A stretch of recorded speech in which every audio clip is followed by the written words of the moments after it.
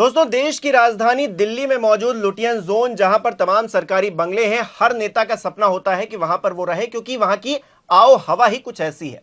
लेकिन आपको ये जानकर हैरानी होगी कि बहुजन समाज पार्टी की मुखिया मायावती ने उनको अलॉटेड सरकारी बंगला रातों रात खाली कर दिया, बावजूद इसके कि उनसे किसी ने नहीं कहा था कि वो बंगला खाली कर दीजिए।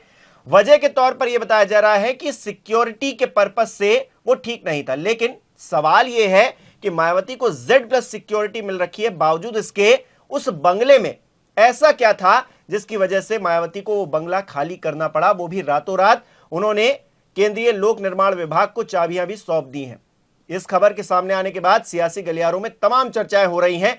3 बड़ी वजह उभरकर सामने आ रही हैं। इस वीडियो में उन 3 वजहों पर बात करेंगे। नमस्कार, मेरा नाम हिमांशु मिश्रा है, आप देख रहे हैं 4PM न्यूज नेटवर्क। दोस्तों, बहुजन समाज पार्टी की मुखिया यानी कि मायावती एक राष्ट्रीय पार्टी की अध्यक्ष हैं, इसीलिए उनको 35 लोधी स्टेट पर एक सरकारी बंगला अलॉट किया गया था। लेकिन 20 तारीख को उन्होंने वो बंगला खाली कर दिया और केंद्रीय लोक निर्माण विभाग को चाबियां सौंप दी और कहा कि सिक्योरिटी के लिहाज से ये ठीक नहीं है। सवाल फिर ये उठने लगा कि Z+ सिक्योरिटी मिलने के बाद खतरा क्या है। तो वजह के तौर पर ये बातें बताई जा रही हैं। 35 लोधी स्टेट के बंगले के पास एक स्कूल है, जिसकी वजह से वहां स्कूल वैन और गार्जियन की गाड़ियां आती जाती रहती हैं, आवाजाही रहती है उनकी, जो कि मायावती की Z+ सुरक्षा के लिए असुविधाजनक था। उनके सुरक्षा दस्ते को बम निरोधक जांच करनी पड़ती थी, जिससे स्कूल और स्थानीय लोगों को भी परेशानी होती थी। इस परेशानी से बचने के लिए मायावती ने बंगला खाली करने का फैसला कर लिया। लेकिन दोस्तों, सवाल यही है कि Z+ सिक्योरिटी है उनके पास, ये काम सिक्योरिटी का है, चेकिंग का और तमाम चीजों का, तो इससे मायावती को क्या ही फर्क पड़ना। और वो ऐसा तो है नहीं कि वो उनको परसों अलॉट हुआ था और उन्होंने कल ये बंगला खाली कर दिया। काफी दिनों से उनको वो बंगला अलॉटेड है। फिर आखिरकार ऐसी क्या वजह है कि मायावती को वो बंगला खाली करना पड़ा? दरअसल बताया यह जा रहा है, सियासी गलियारों में इस बात की चर्चा तेज हो गई है कि बहुजन समाज पार्टी की मुखिया अपनी छवि को सुधारने की कोशिश कर रही हैं। पिछले कुछ वक्त से उन पर यह आरोप लगते रहे हैं कि वो भारतीय जनता पार्टी के पक्ष में रहकर बातें करती हैं और भारतीय जनता पार्टी पर एक विपक्षी नेता होने के नाते उस तरह से प्रहार नहीं करती जिस तरह से उनको करना चाहिए। एक तरह से कहा जाए तो वो बी टीम की तरह भारतीय जनता पार्टी के साथ में खड़ी हुई हैं।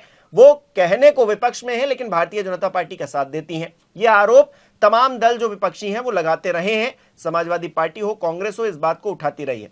हाल ही में कांग्रेस पार्टी की तरफ से इमरान मसूद ने यह बात कही थी और कहा था कि आप क्यों नहीं कांग्रेस पार्टी के साथ में आ जाती हैं, गठबंधन में आ जाती हैं। तो मायावती ने कहा कि हम किसी भी गठबंधन में नहीं जाने वाले हैं। और उसके बाद वो तमाम ऐसे फैसले ले रही हैं जो चुनावी तैयारियों के मद्देनजर दिखाई दे रहा है। तो कहा यह जा रहा है सियासी गलियारों में कि मायावती अपनी छवि को सुधारने के लिए और यह दिखाने के लिए कि वो भारतीय जनता पार्टी के साथ में नहीं है, उनके खिलाफ खड़ी हैं, विपक्षी दलों के साथ अगर वो नहीं आ रही हैं, तो इसका यह मतलब नहीं है कि वो भारतीय जनता पार्टी की बी टीम है। ये बताने, जतलाने के लिए उन्होंने सरकारी बंगला खाली कर दिया, क्योंकि सरकारी बंगला कहीं ना कहीं एक कृपा दृष्टि भी दिखाता है जो केंद्रीय सरकार होती है उसकी। ऐसे में उस कृपा दृष्टि वाली जो छवि थी उससे बाहर आने के लिए मायावती ने ऐसा किया होगा। ये कयासों का बाजार सियासी गलियारों में बताया जा रहा है। हालांकि इसकी एक और वजह है। वो वजह क्या है? वो वजह यह है कि दरअसल बहुजन समाज पार्टी एक राष्ट्रीय पार्टी के तौर पर फिलहाल स्थापित है, उसको दर्जा मिला हुआ है, लेकिन कई लोग उसके दर्जे पर सवाल खड़ा कर रहे हैं। और उसकी वजह क्या है? उसकी वजह यह है उनका प्रदर्शन। चुनावी तौर पर जो क्राइटेरिया तय किया गया है कि किस पार्टी को राष्ट्रीय दर्जा मिलना चाहिए, ECI ने जो कैटेगरी बना रखी है उसको फुलफिल करती हुई दिखाई नहीं देती है बहुजन समाज पार्टी। दरअसल राष्ट्रीय पार्टी बने रहने के लिए 3 में से 1 शर्तें पूरी करनी होती है। चुनाव आयोग जिन शर्तों को बताता है, पहली शर्त यह है कि लोकसभा चुनाव में 4 या उससे ज्यादा राज्यों में कुल वैध वोटों का कम से कम 6% हासिल करना होगा और कम से कम 4 सांसदों को जीतना होगा। दूसरी शर्त यह है कि लोकसभा में कम से कम 2% सीटें यानी कि लगभग 11 सीटें जीतना होगा, जो कम से कम 3 राज्यों से हो। तीसरी शर्त यह है कि कम से कम 4 राज्यों में मान्यता प्राप्त राज्य पार्टी बनना होगा, जो कि बहुजन समाज पार्टी उसका क्राइटेरिया पूरा नहीं करती है।